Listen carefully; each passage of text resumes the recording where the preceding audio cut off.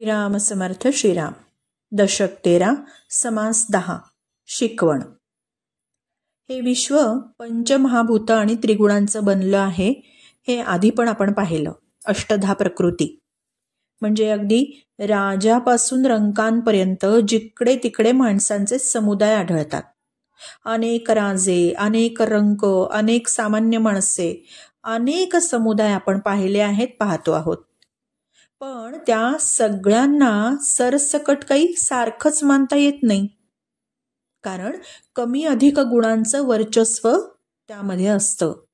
त्यामुळे प्रत्येक जण एकापेक्षा वेगळा आहे, दुसऱ्यापेक्षा वेगळा आहे. म्हणून वाईट ते सोडून द्यावं आणि चांगलं तेवढं घ्यावं. उत्तम लक्षणं स्वीकारावीत. इथे समर्थ शिक्षकाची भूमिका घेऊन सांगतायत. शिक्षक ज्याच्या त्याच्या ग्रहण शक्तीप्रमाणे मुलांना शिकवतो की नाही, तसंच समर्थही म्हणतायत की प्रत्येकाला एकच नियम लागू नसावा. कसं असावं मग? मुलाचे चालीने चालावे, मुलाच्या मनोगते बोलावे, तैसे जनास शिकवावे हळूहळू.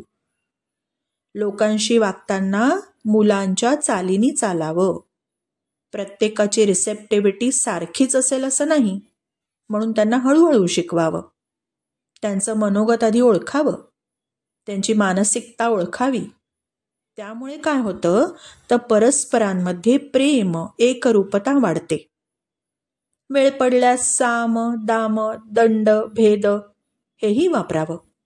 आणि हे केव्हा काय वापरावं हे चतुर मनुष्य बरोबर जाणतो.